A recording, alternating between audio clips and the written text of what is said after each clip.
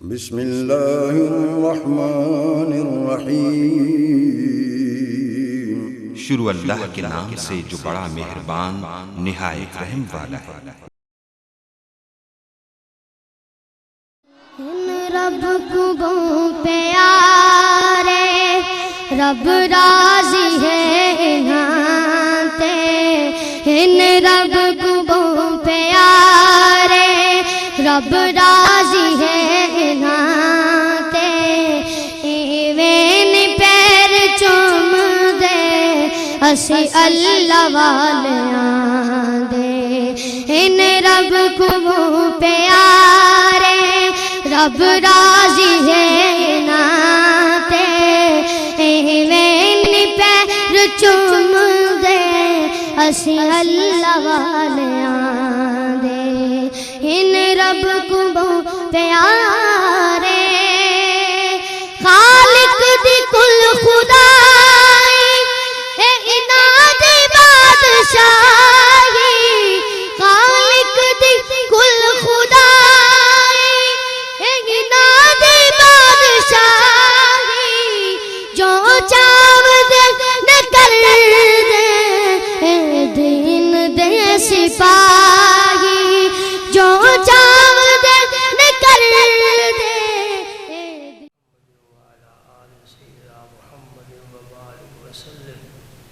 اللهم صل وسلم على رسولك الكريم وآله الطاهرين رب اغفر وارحم وأنت خير الراحمين أما بعد فأعوذ بالله من الشيطان الرجيم بسم الله الرحمن الرحيم إن الله وملائكته يصلون على النبي يا أيها الذين آمنوا صلوا عليه وسلموا تسليما اللهم صل على سيدنا محمد وعلى آل سيدنا محمد وبارك وسلم اللهم صل على سيدنا محمد وعلى آل سيدنا محمد وبارك وسلم اللهم صل وسلم على رسولك الكريم وآله الطاهرين رب اغفر وارحم وأنت خير الراحمين اللهم صل وسلم على رسولك الكريم وآله الطاهرين رب اغفر وارحم وأنت خير الراحمين أعوذ بالله من الشيطان الرجيم بسم الله الرحمن الرحيم لا أقسم بهذا البلد وأنت حل بهذا البلد صدق الله مولانا العلی العظیم۔ اللہ کریم نے ایک شہر کی قسم کھائی ہے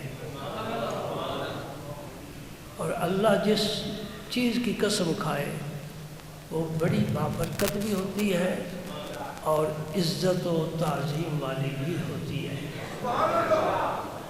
اللہ تعالیٰ کو قسم کھانے کی کوئی ضرورت نہیں ہے۔ قسم کھائے تو بندہ کھائے۔ قسم کیوں کھاتا ہے؟ اپنی بات کی تاکید کے لیے کہ میں جو کہہ رہا ہوں وہ میں ٹھیک کہہ رہا ہوں، میں قسم کھاتا ہوں تو اس پر یقین کر لیں۔ اللہ تعالیٰ کو کوئی مجبوری نہیں ہے، اس سے سچا زیادہ کوئی نہیں ہے، اور جو اسے مانتا ہے وہ اس کی ہر بات کو مانتا ہے۔ بات سمجھ میں آئے تب بھی مانتا ہے، سمجھ میں نہ آئے تب بھی مانتا ہے۔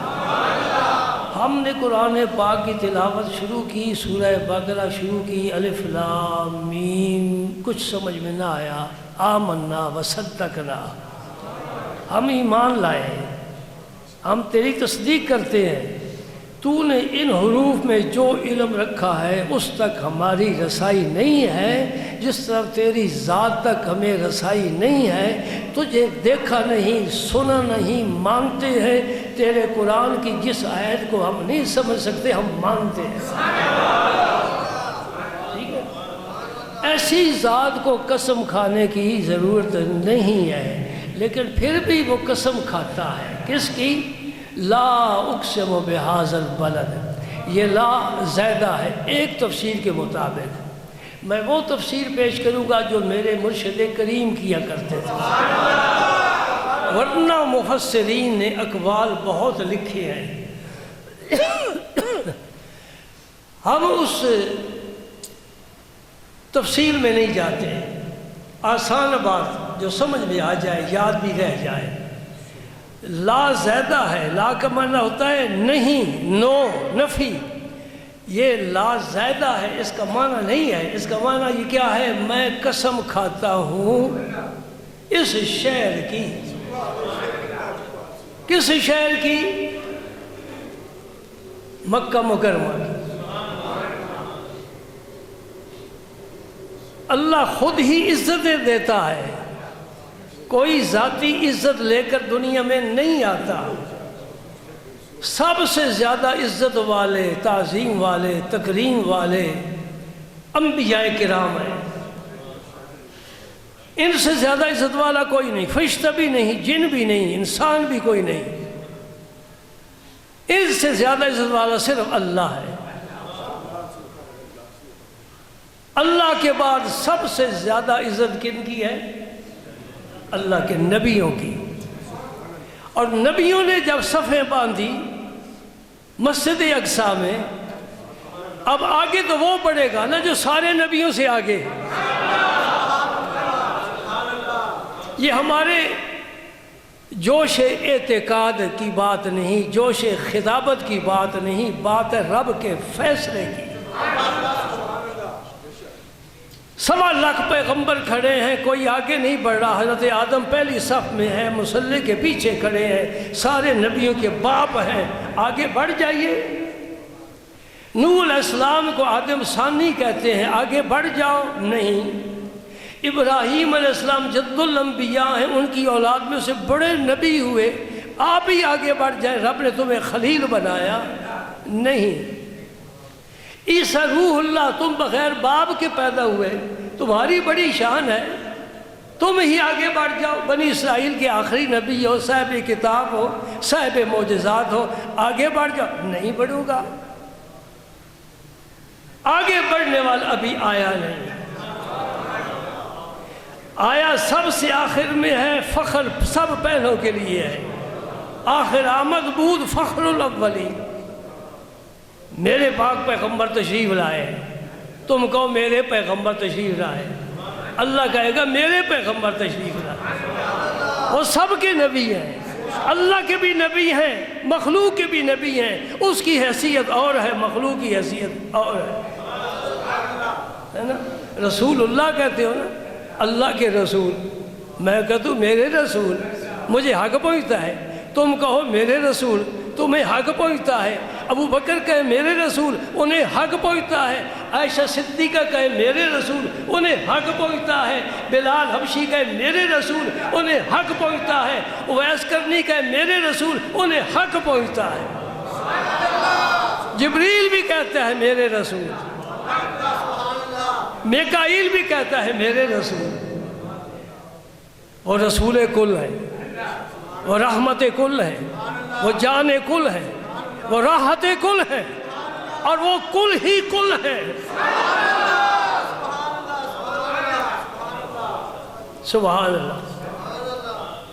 میرے آقا بھی خود آگے نہیں بڑھے، یہ ادب کا مقام ہے۔ ادب سکھایا ہمیں نبی نے۔ مصلی خالی ہے، امامت کا وقت ہے، آپ خود نہیں بڑھے، جبریل نے ہاتھ مبارک پکڑ کر آگے کھڑا کیا۔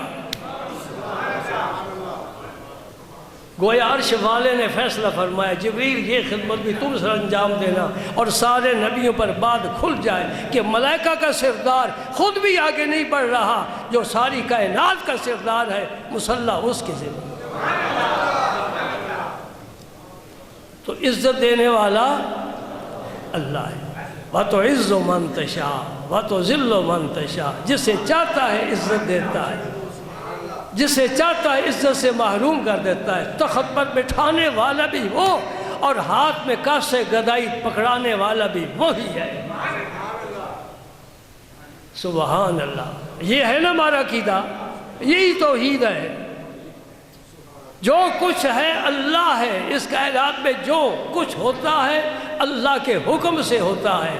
پتا حرکت نہیں کر سکتا، قطرہ آگے نہیں بڑھ سکتا، ذرہ اپنی ذات کو قائم نہیں رکھ سکتا، ستارے جگمگا نہیں سکتے، آسمان بغیر ستون کے کھڑا نہیں ہو سکتا، زمین پانی پر ڈوب نہیں سکتی، اس لیے کہ اللہ ہے، اللہ ہے، اس کا نظام ہے، انضباط ہے، ہر چیز کو اپنی جگہ پر رکھا ہے، ہر چیز کو اپنی جگہ پر رکھا۔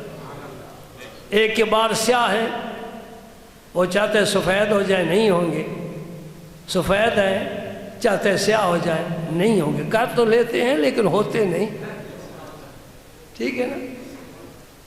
رات گزرتی ہے تو سویرے پھر چغلی کھاتے ہیں، نیچے سے پھر سفید نکل آتے ہیں۔ اس کائنات میں کوئی دخل نہیں دے سکتا، جو بھی کام کرتا ہے اللہ کے اذن سے کرتا ہے۔ توحید ہے نا، یہی ہمارا عقیدہ ہے۔ کیا فرمایا؟ میں کل بھی ساتھیوں سے عرض کر رہا تھا، کیا فرمایا؟ من ذا الذی یشفع عنده الا باذنہ، الا باذنہ، کون ہے شفاعت کرنے والا اللہ کے اذن کے بغیر؟ یا اللہ کوئی بھی نہیں، تو ہی اذن دے گا تو شفاعت۔ یوم یقوم الروح والملائکۃ صفا لا یتکلمون الا من اذن له الرحمن۔ جبریل بھی کھڑے ہیں، سب فرشتے کھڑے ہیں محشر کے میدان میں، صف بستہ کھڑے ہیں، کسی میں قوت گویائی نہیں، کوئی بول نہیں سکتا، الا من اذن له الرحمن، جسے اللہ اذن دے گا، ہاں بھائی بول۔ اور جب بولے گا وقال ثوابا، اچھی بات، عمدہ بات، نفیس بات کرے گا۔ اللہ تعالیٰ مکہ مکرمہ کی قسم کھا رہا ہے، لا اقسم بہذا البلد، مجھے شہر کی قسم ہے۔ کیوں قسم ہے؟ ہر آدمی سوچ سکتا ہے کہ اللہ کا گھر وہاں موجود ہے، بیت اللہ، یہ آسمان سے اترا ہے۔ آدم علیہ السلام کی تسکین قلب کے لیے آدم علیہ السلام اس خطے میں اترے ہیں، ہندوستان میں، یہاں سے پیدل حج کرنے کے لیے جاتے تھے، قد مبارک 60 ہاتھ، یہ شرعی گز ہے، شرعی گز 60 ہاتھ، 60 50 اور 10 ہاتھ، اور جنت میں آپ سب اسی قد کے برابر جائیں گے۔ آج کسی کا چھوٹا ہے، فکر نہ کرے، اس کو بھی بڑا ہوگا گھر۔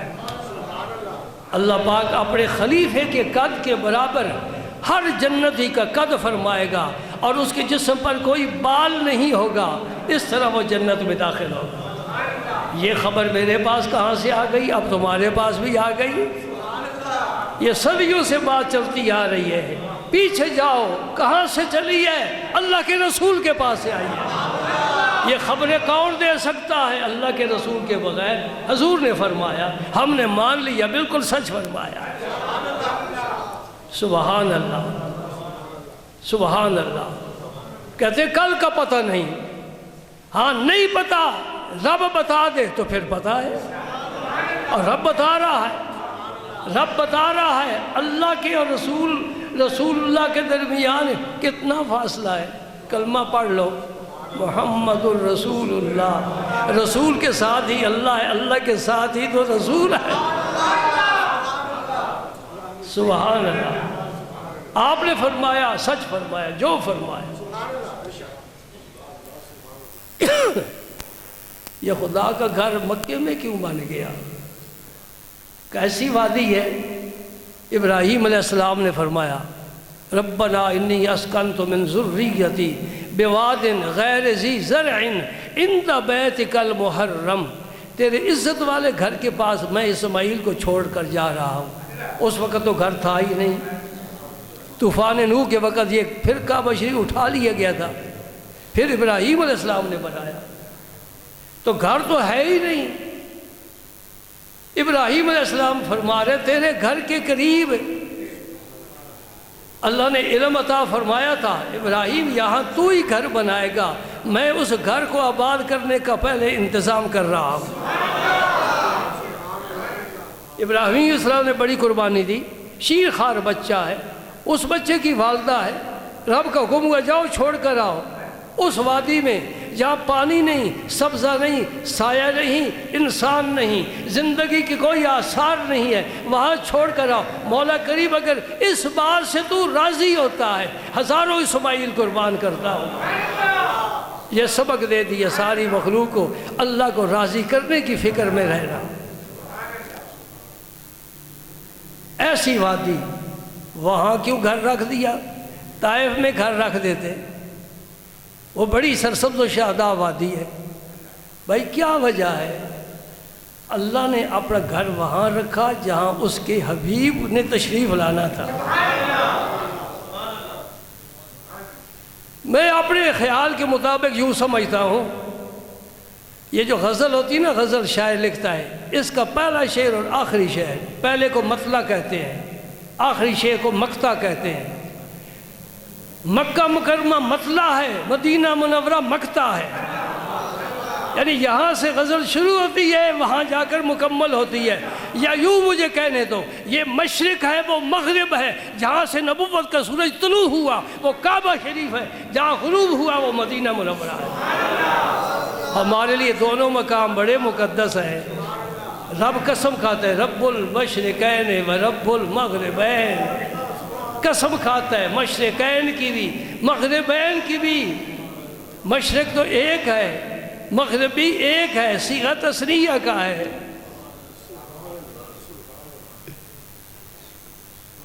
کیا کعبے کی وجہ سے قسم کھائی ہے؟ اور پھر کعبے کے پہلو میں رب نے ایک پتھر جنت سے بھیجا ہے جسے حجر اسود کہتے ہیں۔ اس وقت اسود نہیں تھا، اسود کا معنی سیاہ، حجر پتھر، سیاہ پتھر اس وقت تو نہیں تھا، اس وقت بڑا روشن تھا۔ مکہ مکرمہ کے ارد گرد حرم کی حدود ہے، کئی کتنے کلومیٹر پر۔ جو لوگ مکہ مکرمہ سے مدینہ منورہ جاتے ہیں، جہاں حد ختم ہوتی ہے حرم کی وہاں مسجد عائشہ ہے، مسجد عائشہ ہل میں ہے، حرم سے باہر ہے، یہ کتنے کلومیٹر بن جاتا ہے۔ جب یہ پتھر جنت سے آیا تھا اس کی اتنی روشنی تھی کہ جتنی حدود حرم کی ہیں وہاں تک روشنی تھی، اور وہاں تک ہی حضور نے حرم بنا دیا۔ ابراہیم علیہ السلام نے دعا مانگی، اللہ نے قبول فرما لیا، منظوری دے دی۔ اب یہ حرم جو ہے مکہ کا، یہ ابراہیم علیہ السلام کا بنایا ہوا ہے۔ جب سرکار مدینہ طیبہ تشریف لائے، میں اختصار کے ساتھ ہی بیان کر سکوں گا، وقت بھی بڑا نازک ہوتا ہے، تو آپ نے دعا مانگی مولا کریم، وہ ابراہیم تیرا خلیل تھا، تیرا نبی تھا، میں بھی تیرا نبی ہوں، انہوں نے حرم بنایا، میں مدینہ پاک کو حرم بناتا ہوں۔ حضور نے حدود مقرر فرما دی حرم کی۔ حرم کا کیا معنی ہے؟ وہ قابل تعظیم جگہ ہے، حرمت والی ہے، عزت والی ہے۔ اور علماء نے کہا ہے کہ مکے کے حرم کے احکام الگ ہیں، مدینہ پاک کے حرم کے احکام الگ ہیں احناف کے نزدیک۔ امام مالک صاحب فرماتے ہیں جو احکام مکے کے حرم کے ہیں وہی مدینہ پاک کے ہیں۔ کیا حکم ہے کہ اس حد میں شکار نہیں کر سکتے، جانور کو بھی ستا نہیں سکتے، اس کا گھاس نہیں کاٹ سکتے، اس کے درخت نہیں کاٹ سکتے، پتے جھاڑ کر بکریوں کو نہیں کھلا سکتے، اور اگر کوئی جرم کر کے حرم مکہ میں آ جائے اس پر سزا اور حد جاری نہیں کر سکتے۔ باہر قتل کر دیا ہے اور دوڑ کر حرم میں داخل ہو گیا، جب تک حرم میں رہے گا اسے قصاص نہیں لے آئی۔ چور چوری کر کے حرم میں آ گیا، جب تک حرم میں رہے گا اس کا ہاتھ نہیں کاٹا جائے گا، جب حرم سے باہر نکلے گا پھر اسے سزا دی جائے گی۔ لیکن میں تمہیں ایک نیا منظر دکھاتا ہوں اور عجیب دکھاتا ہوں۔ مکے میں ایک بے ایمان تھا، کافر تھا، مشرک تھا، بت پرست تھا، ابن خطل اس کا نام تھا، یاد رکھ لینا، ابن خطل، توئے کے ساتھ۔ اس نے 2 لونڈیاں رکھی ہوئی تھی اور ان لونڈیوں کو پھر پیسے دیتا تھا کہ تم نبی پاک کی حجب کرو۔ حجب کا کیا معنی؟ شعروں میں برائی بیان کرنا، اور یہ سنتا تھا اور بڑا خوش ہوتا تھا۔ جس دن میرے آقا کریم مدینہ پاک سے اللہ کے شعر لے کر آئے اور مکہ ہوا فتح، وہی مکہ جس میں رہنا صحابہ کے لیے مشکل ہو گیا تھا، رب نے پہلے بتا دی انا فتحنا لک فتحا مبینا، میرے نبی میں نے فتح تیرے سارے جہان کی تیرے قدموں میں رکھ دی ہے، تیرا قدم جدھر اٹھے گا فتح و نصرت تیرے قدم چومے گی۔ میرے نبی کو کبھی شکست نہیں ہوئی، اور اگر کوئی کہے کہ احد میں رسول اللہ کو شکست ہوئی ہے بے ایمان ہو جائے گا۔ ہاں مسلمانوں کو شکست ہوئی یہ کہہ سکتے ہیں، لشکر اسلام کو ہزیمت ہوئی کہہ سکتے ہیں، اللہ کے رسول کو کبھی شکست نہیں ہو سکتی۔ اللہ نے فرمایا انا فتحنا لک فتحا مبینا۔ ایک ہوتی ہے فتح، ایک ہوتی فتح مبین۔ رب نے کہا تمہیں فتح نہیں، فتح مبین میں نے عطا کر دی۔ آج مکے میں جب حضور داخل ہوئے ایک فاتح کی حیثیت سے، ہاں لشکر ساتھ ہو تو پھر سارے یوں ہونا چاہیے تھا نا، لیکن جس اونٹ پر حضور سوار تھے سیاہ امامہ مبارک آپ نے زیب تن فرمایا ہوا تھا، اور آپ کا سر مبارک کچاوے کے لکڑی کے ساتھ لگ رہا تھا۔ یہ شکر ہے اللہ کی جناب میں، شکر کے طور پر مولا کریم تو نے مسلمانوں کو عزت اور غلبہ نصیب فرمایا، اسلام کو غلبہ نصیب فرمایا۔ اتنی عاجزی، اتنی عاجزی، سبحان اللہ۔ اور پھر میں جاتے جاتے آپ کو بتا دوں، وہ ابن خطل کی بات بعد میں کروں گا، میرے نبی کی شان کیسی ادائیں ہیں۔ جب آپ سب کاموں سے فارغ ہو گئے نا تو پھر حضرت ام ہانی کے گھر تشریف لے گئے۔ یہ ام ہانی حضرت علی مرتضیٰ کی ہمشیرہ ہے، اور آپ کا جو سفر معراج ہوا وہ بھی ان کے گھر سے ہوا۔ تو آپ نے پوچھا ام ہانی کوئی کھانے کے لیے چیز ہے؟ آج کا حکمران قوم کو نچوڑ کر عیاشی کرتا ہے، میرے نبی نے اپنے لقمے بھی لوگوں کو عطا کیا۔ پھر ایک اور بات بھی آ گئی، وہ بھی سن لو۔ مدینہ طیبہ کی سرزمین ہے، میرے آقا تو عام مبارک تلاوت فرما رہے ہیں۔ مدینہ پاک میں ایک عورت ہے، یہ قاضی اعجاز نے شفا شریف میں لکھا ہے، حوالہ دیتا جاؤں۔ فرماتے ہیں کہ ایک عورت تھی، وہ بڑی بد زبان، بد اخلاق، بد گور، بد کے لفظ جتنے ہو سکتے ہیں استعمال کر لو، اس پر سارے سچے آتے ہیں۔ لوگ اس سے ڈرتے تھے، کسی کو معاف نہیں کرتی تھی، کچھ نہ کچھ کہہ کر چھوڑتی تھی۔ سرکار کھانا تناول فرما رہے ہیں، وہ عورت آ گئی، اس میں حیا نام کی کوئی چیز نہیں ہے، شرم و حیا والی خاتون ایسی باتیں نہیں کرتی۔ اس نے کہا محمد مجھے بھی لقمہ دو۔ حضور نے روٹی کا لقمہ توڑ کر اسے دیا۔ اس نے کہا نہیں، یہ نہیں، جو آپ کے منہ میں ہے وہ مجھے دو۔ میں یہ سمجھتا ہوں کہ بیٹا باپ سے مانگے تو باپ بھی کہے گا بیٹا یہ کھاؤ، بڑی چیزیں، یہ منہ والا لقمہ تم نے کیا کر رہا ہے؟ یہ اخلاق ہے میرے محمد کریم کا صلی اللہ علیہ وسلم۔ حضور نے اپنے منہ مبارک میں جو چبایا تھا اس میں لعاب دہن شامل تھا، اور اس منہ مبارک جس سے قرآن نکلتا، جس سے حدیثیں نکلتی تھیں، جس سے پیار نکلتا تھا، جس سے محبت پھیلتی تھی، جس سے خوشبو اور نور بھی آتا تھا، اپنا لقمہ لے کر اس خاتون کو دیا۔ صحابہ کرام فرماتے ہیں کہ اس نے چبایا، حلق سے نیچے اترا، اور اس پر حیا کا اتنا غلبہ ہوا کہ آنکھیں جھک گئیں، اور جب تک زندہ رہی اس کی زبان سے کوئی غلط بات کسی نے نہیں سنی۔ صدقے جان، قربان جائیے اس با اخلاق نبی پر جس نے زمانے کو اخلاق کا درس دیا ہے۔ اخلاق ہوتا کیا ہے؟ سبحان اللہ، سبحان اللہ۔ ام ہانی سے فرمایا ام ہانی کوئی کھانے کی چیز ہے؟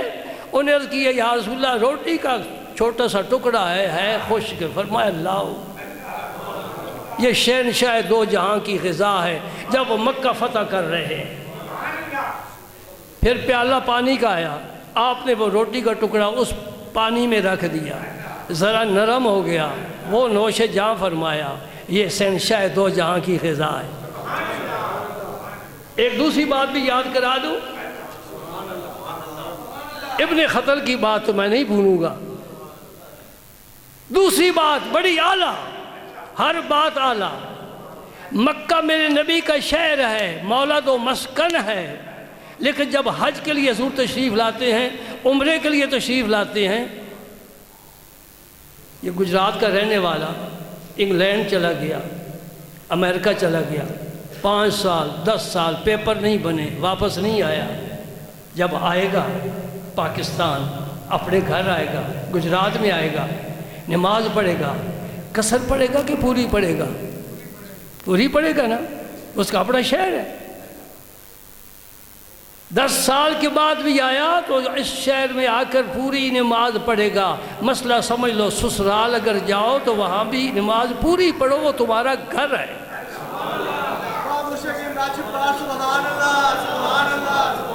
اگرچہ تمہاری جنگ جاری ہے لیکن نماز پوری پڑھنی ہے۔ اکثر سسرال والوں سے رساکشی ہوتی رہتی ہے۔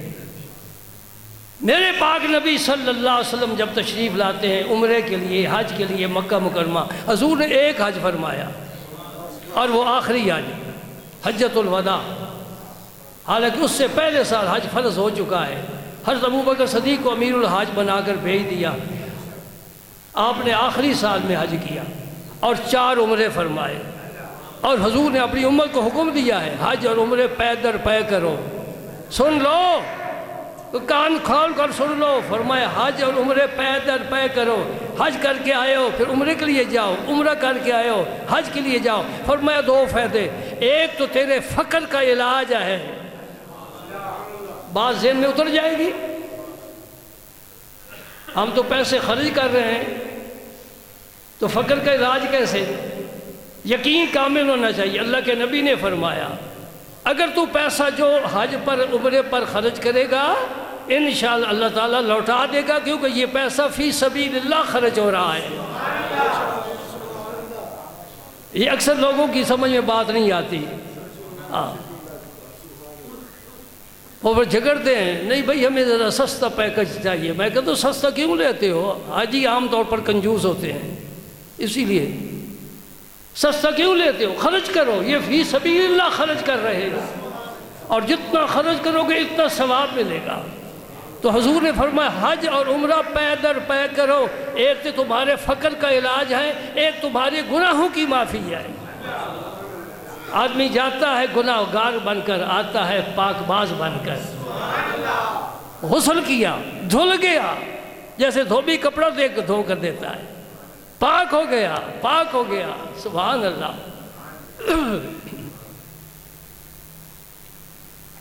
نبی کریم صلی اللہ علیہ وسلم نے نماز مکہ مکرمہ میں آ کر کیا خیال ہے، پوری پڑھی کہ قصر پڑھی؟ قصر پڑھی، 2 رکعتیں پڑھی، 4 کی بجائے 2 رکعتیں۔ اب صحابہ ساتھ ہیں، عرض کرتے ہیں یا رسول اللہ یہ تو آپ کا اپنا شہر ہے، یہیں آپ کی ولادت با سعادت ہوئی ہے، آپ قصر کیوں پڑھ رہے ہیں؟ فرمایا یہاں میرا کیا ہے، کچھ بھی نہیں۔ جو اپنے والد گرامی کا ایک حجرہ ملا تھا نا، وہ جب ہجرت فرما کر تشریف لے گئے، حضرت علی کے ایک بھائی تھے حضرت عقیل، بعد میں مسلمان ہوئے، انہوں نے وہ فروخت کر دیا تھا، تو یہاں میری کوئی ملکیت نہیں ہے۔ ملکیت نہ ہو تو وہ شہر اجنبی بن جاتا ہے۔ بات سمجھ رہے ہو نہیں سمجھ رہے؟ میں کیا کہتا ہوں وہی بات کہتا ہوں جو بریلی کے تاجدار نے کہی، مالک کونین ہیں گو پاس کچھ رکھتے نہیں، 2 جہاں کی نعمتیں ہیں ان کے خالی ہاتھ۔ یہ بڑے لوگ ہوتے ہیں نا، وزیر اعظم، وزیر اعلیٰ، ان کی جیب میں 1 روپیہ بھی نہیں ہوتا، نہیں نہ ہوتا، تو حضور سے تو بڑا کوئی بھی نہیں۔ یہ تو عارضی بڑے ہیں، آج ہیں کل نہیں، جو کل تھے آج نہیں، یہ نہیں بڑے، بڑا وہ ہے جو ازل سے بڑا ہے، ابد تک بڑا ہے، اس جہان میں تب بڑا ہے، اس جہان میں تب بڑا ہے، جو عرش معلیٰ سے بھی آگے گزر گیا۔ ایک اور بھی سن لو، وہ فرماتے ہیں وہی لا مکاں کے مکی ہوئے، سر عرش تخت نشی ہوئے، وہ نبی ہیں جن کی ہے یہ مکاں، وہ خدا ہے جس کا کوئی مکان نہیں۔ بیت اللہ اللہ کا گھر ہے لیکن اللہ اس میں رہتا نہیں ہے۔ گھر ہے رہتا نہیں ہے، یہ بھی خدا کا گھر ہے، مسجد اللہ کا گھر ہے۔ سبحان اللہ، جنہوں نے اس دنیا کو چھوڑا اللہ نے ان کی جھولی کو بھر دیا۔ اللہ اکبر، بڑی عجیب بات ہے نا کہ مکہ مکرمہ آپ کا آبائی شہر ہے اور وہاں تشریف لاتے ہیں اور نماز مسافر والی پڑھتے ہیں۔ اور میں کہتا ہوں اگر مخلوق کے ہاتھ میں روزی ہوتی تو دن میں نہ جانے کتنے جنازے نکلتے۔ اللہ نے روزی رزق اپنے ہاتھ میں رکھا ہے، میں دوں گا میں دوں گا۔ سبحان اللہ۔ اور اللہ کے دین کی خدمت کرنے والا کبھی زندگی میں کمی محسوس نہیں کرتا۔ سبحان اللہ۔ صحابہ نے عرض کی یا رسول اللہ، ابن خطل جو ہے نا کعبے کی دیوار سے چمٹا ہوا ہے، ادھر غلاف ہے کعبے کا، ادھر دیوار ہے، درمیان میں وہ کھڑا ہے۔ وہ بچاؤ کی صورت اس نے یہی ڈھونڈی ہے کہ کعبہ مجھے بچا لے۔ اور حرم میں کسی کو قتل کرنے کی اجازت بھی نہیں ہے۔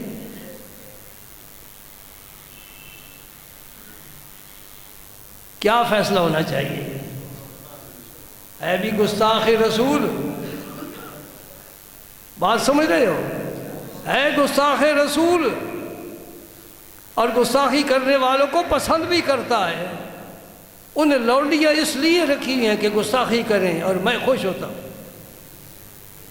اور حضور کیا ہے؟ رحمت للعالمین ہے۔ آپ سے زیادہ نرم دل کوئی انسان پیدا ہی نہیں ہوا۔ عفو درگزر آپ سے لوگوں نے سیکھی ہے۔ اخلاق بڑے عالی ہیں آپ کے، معاف کر دینا تو آپ کو بڑا لطف آتا ہے بڑے بڑے مجرم کو، لیکن حضور معاف نہیں فرمانا چاہتے۔ عرض کی کہ یا رسول اللہ وہ ابن خطل کعبے کی دیوار سے چمٹا ہوا ہے، غلاف کے اندر ہے۔ فرمایا جہاں ہے وہیں قتل کرو، آج اس کے لیے کوئی معافی نہیں ہے، گستاخ رسول ہے۔ دیوار کعبے کی نہیں بچا سکتی، غلاف کعبہ نہیں بچا سکتا، حرم کی حدود نہیں بچا سکتی۔ آج میرے رب نے مجھے اذن دیا ہے، میں اس حرم میں آج قتال کر سکتا ہوں، ایک دن کی اجازت ہے، ایک دن کی اجازت ہے۔ جو مختار کل کی رٹ لگاتے ہیں انہیں بھی ذرا توجہ کرنی چاہیے۔ میرا نبی مختار ہے اللہ کے عطا کردہ اختیار سے، یہ بات ضرور کہو۔ جس طرح وہ کہتے ہیں ہماری طرح انسان ہے، ذرا آگے بھی تو چلنا۔ یہ ڈنڈی مارنے والے مولوی نہیں ہمیں پسند ہے، ہم کہتے ہیں جو حق کی بات کرے اور انصاف کی بات کرے، افراط و تفریط سے بچ کر بات کرے۔ اللہ نے اپنے نبی کو اختیارات دیے ہیں اور جتنے دیے ہیں اسی کی ہم قائل ہیں۔ دیکھ لو ایک دن کے لیے حرم کو حلال قرار دیا گیا تو مختار کل کے لیے پابندی بھی تو لگا دی، کیونکہ وہ رب العالمین ہے، اور یہ رحمت للعالمین کو اسی رب العالمین نے رحمت للعالمین بنایا۔ اس کو رسول بھی اسی نے بنایا، نبی اسی نے بنایا، وہی اسی نے بھیجی۔ یہ سارے مرتبے مقام دینے والا میرا اللہ ہے، اللہ کو کیوں بھول جائے؟ یہ ابن خطل وہ بد نصیب انسان ہے، وہ گستاخ رسول ہے جس کو اللہ کے رسول نے کعبہ شریف کی دیوار کے ساتھ چمٹا ہوا ہے، تب بھی حکم دیا وہی قتل کرو۔ اور اللہ کے نبی کا حکم ہوتا تھا، صحابہ کرام تو جانوں پر کھیل جاتے تھے۔ ایک نوجوان حاضر ہوا، مشرب اسلام ہوا، فرمایا جو میں تجھے کہوں گا کرے گا؟ جی حاضر ہوں۔ فرمایا جا اپنے باپ کو قتل کر دے۔ وہ اٹھا تلوار لے کر دوڑا اور یقیناً قتل کر دیتا۔ حضور نے بلا لیا، میں تو والدین کا ادب سکھانے کے لیے آیا ہوں، تیرا لیا ہے امتحان۔ اس طرح واقعات صوفیہ کرام کی عبارتوں میں ملتے ہیں، اگرچہ سند کے لحاظ سے وہ کمزور ہیں، لیکن اس طرح امتحان کے موقع پر اگر کوئی ایسی بات ہو جائے، کوئی کفر شرک نہیں ہے۔ اس لیے شیخ شبلی نے کہا تھا اپنے مرید کو پڑھ کلمہ، انہیں پڑھا لا الہ الا اللہ محمد رسول اللہ، فرمایا نہیں میں جس طرح کہتا ہوں اس طرح پڑھ لا الہ الا اللہ شبلی رسول اللہ، انہیں پڑھ دیا۔ فرمایا میں کون ہوتا ہوں؟ میں تو چاکر ہوں نبی کا، میں تو غلام ہوں نبی کا، پھر کلمہ پڑھ لا الہ الا اللہ محمد رسول اللہ۔ میں نے تیری عقیدت کا امتحان لیا ہے، تو پاس ہو گیا ہے، اب میرا فیض تیری طرف آئے گا۔ میں نے یوں ہی اشارہ کر دیا ہے ایک واقعے کی طرف۔ نبی پاک صلی اللہ علیہ وسلم سے حضرت عبداللہ نے انصاری نے اجازت مانگی، یا رسول اللہ میرے باپ نے حضور کی گستاخی کی ہے، تو مجھے حکم فرمائیں، مجھے اجازت دیں، میں اس کا سر کرم کر کے لاتا ہوں، اپنے باپ کا سر۔ آپ نے فرمایا نہیں، میں اجازت نہیں دیتا، تو اپنے باپ کا قتل نہیں کر سکتا، یہ تو سرکار کا اپنا کرم ہے نا۔ صحابی نے تو اپنی خدمت پیش کر دی۔ لا اقسم بہذا البلد، میں اس شہر کی قسم کھاتا ہوں، مختصر، کعبے کی وجہ سے نہیں، حجر اسود کی وجہ سے نہیں، زمزم کی وجہ سے نہیں، مقام ابراہیم کی وجہ سے نہیں، وَأَنْتَ حِلٌّ بِهَذَا الْبَلَدِ، پیارے تو اس شہر میں رہتا ہے تب میں قسم کھاتا ہوں۔ سبحان اللہ، سبحان اللہ۔ امام مالک نے فرمایا، مختصر بات کرتا ہوں، امام مالک نے فرمایا اس آیت سے پتہ چلا کہ حضور کی وجہ سے مکہ مکرمہ کی عزت اور شرافت ہے، تب رب قسم کھا رہا ہے، فضیلت حضور کی ہے، شرافت حضور کی ہے، عزت حضور کی ہے۔ جب حضور مکے میں تھے تو مکہ افضل، جب مدینے میں آ گئے مدینہ افضل۔ گویا وہ مکہ منسوخ ہو گیا، مدینہ پاک ناسخ بن گیا، اب عزت ساری ادھر چلی گئی۔ اور حضور نے بھی دعا مانگی تھی، اے اللہ جو تو نے برکت ابراہیم علیہ السلام کی دعا کی وجہ سے مکہ مکرمہ میں رکھی ہے، اس سے دگنی برکت مدینہ منورہ میں رکھ دے۔ اس لیے امام مالک نے اس حدیث کو دلیل بنا کر فرمایا مکہ بھی افضل ہے، لیکن مکہ سے بھی افضل مدینہ منورہ ہے۔ سمجھ آ گئی؟ لیکن ہم اپنی بات کرتے ہیں، وہ تو علماء علم کی بات کریں گے، ہم اپنی بات کریں۔ پاکستان سے جتنے رمضان میں حاجی عمرے کے لیے جاتے ہیں تو کہتے ہیں ہم نے وہاں اعتکاف بھی بیٹھنا ہے، وہاں 1,00,000 نماز کا ثواب ملتا ہے۔ مکہ مکرمہ وہاں کیوں نہیں اعتکاف بیٹھتے؟ سارے مدینے پاک میں اعتکاف بیٹھتے ہیں۔ کوئی بات ہے نا؟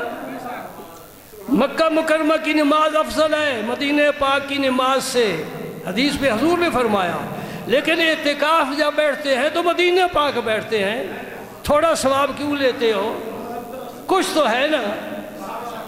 ہاں میں کہوں رخ روشن کی آگے شمع رکھ کر وہ کہتے ہیں، رخ روشن کی آگے شمع رکھ کر وہ کہتے ہیں، ادھر جاتا ہے پروانہ یا ادھر آتا ہے پروانہ۔ سرکار نے ادھر کعبے کو تعظیم عطا فرما دی، اس کا ثواب بتا دیا، آپ ادھر بیٹھ گئے، اور میں دیکھتا ہوں پاکستان سے آنے والا ثواب لینے کے لیے جاتا ہے کہ مجھے پھنسے۔ پھر عاشقوں کے فیصلے تو یہی ہوتے ہیں نا، ثواب ثواب ہی ہے اور سواد سواد ہی ہے۔ مکہ میں ثواب ہے، مدینے میں سواد ہے۔ سبحان اللہ، سبحان اللہ، سبحان اللہ۔ مولانا عمر رضا خان صاحب نے بڑی اچھی بات کی ہے، یہ ایک بات ہے، شارحین حدیث نے اس پر بڑے تبصرے کیے ہیں کہ مکہ افضل ہے یا مدینہ افضل ہے۔ تو مولانا عمر رضا خان صاحب رحمۃ اللہ علیہ نے ایک شعر میں بات ختم کر دی، وہ فرماتی ہے طیبہ نہ صحیح افضل۔ مدینہ پاک کا ایک نام طیبہ ہے، ایک تابہ ہے۔